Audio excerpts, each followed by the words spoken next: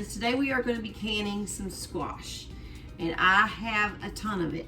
We have a garden and it just pretty much makes every day.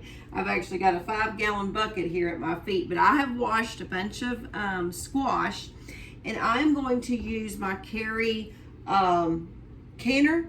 It's an electric canner. I really like this canner, and the reason I like it so much versus a stovetop canner is because I can just do a few jars at a time without heating up my kitchen. My traditional canner that I do use on my stove holds 7 quarts. This one will hold 4, and we've been doing it about every day, but this is some that I did yesterday. And the reason I love to can squash is because we like using it in recipes all year. There is an especially good recipe that we like to use, and I think I've shared it several times on here. It's the squash dinner, and it's actually one my nanny just kind of made up growing up. We all like squash. We like it boiled. We like it fried. We like it in the squash dinner. But the way that you can use it when you do it this way is you can make the squash dinner, of course, and then you can also warm it up when you just want to have some boiled squash. I do not add onion or any kind of seasoning to my squash as I'm canning it, for the purpose of I'm not sure how I will want to cook it once I open my jar. A jar of squash will last about 5 years. We've even had it up to 7, and it has been perfectly wonderful.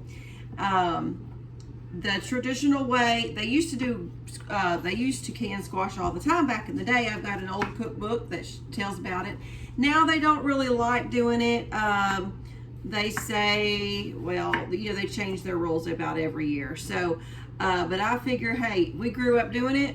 My nanny did it all my life growing up, mama, and so I like it really this way versus freezing it, because I don't think I think it holds its shape for one reason, and also I just don't like having that taking room up in my freezer. Some people like to dice their squash. I like to slice it, and that's just the way that we've always done it, and I usually do it about 1 inch thick. I sanitize. You can do quarts or you can do pints. I prefer quarts because my recipe usually calls for 2, or the way I make it makes 2 quarts. So I sanitize my jars in my dishwasher. You can do them on the stove if you prefer. I usually just put them in there, put it on the Santee. Actually, let me just go ahead and get them all out. I put them on the Santee setting, and then they get really hot and sterile. Like I said, this does 4 at a time. And I just kind of pack my jars. This is called cold packing. I pack my jars, and I try to do a variety of sizes in each jar. So if I have one really big squash, I try to make sure that some of that gets in every jar. Okay? And I pack them really tight, because squash does have a lot of water, and when you go to cook it later, you don't want just a little bit of squash. This is a fairly large one here. These are called, this one did curve a little bit, but these are, I prefer the straight neck. Sometimes we do go ahead and get a little bit of variety of plants out there. Chris loves to garden, so anyway, I'm going to finish slicing this up, packing my jars, and we'll go to the next step.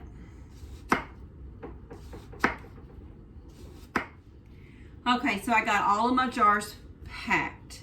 Very tight. I don't think I could size another squash to put them in here. And like I said, I've got them all sizing in every jar.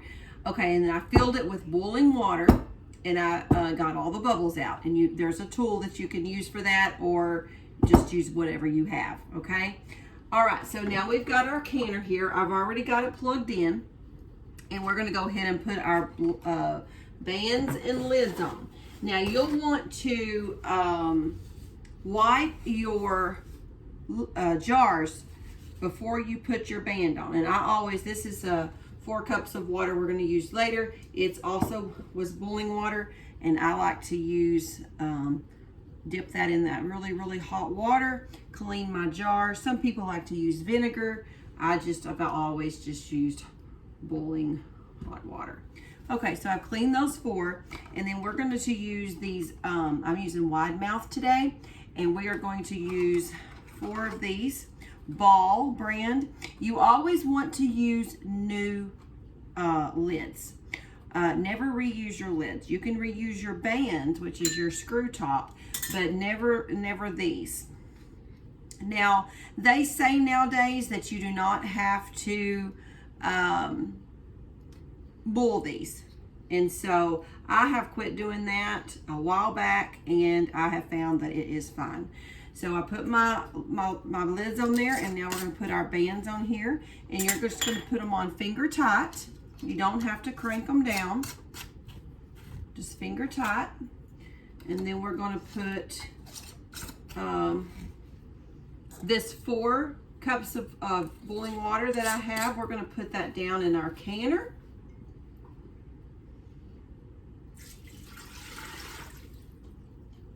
We're going to get 4 more in a moment, but we're going to go ahead and put our jars down in here.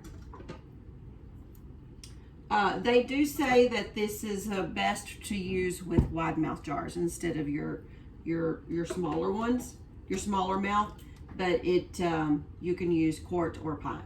So we're going to get 4 more cups of boiling water that I have over here by the stove, and we're going to pour in there for a total of 8 cups of water.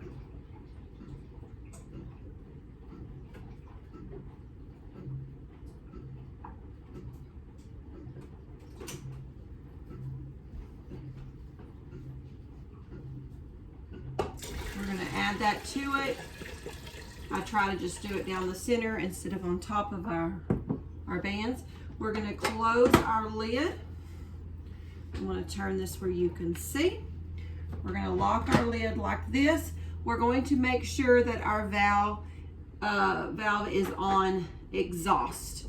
Okay, and I'm in North Texas, so I have my, this canner comes with a 15-pound and a 10-pound. And we're right on the edge there, so I went ahead and put on my 15-pound valve. I have it on exhaust, and for squash we're going to need 15 pounds at 40 minutes. So we're going to push high.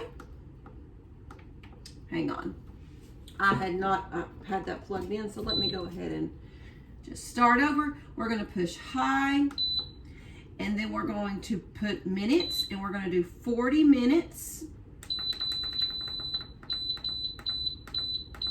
And then we're going to push start.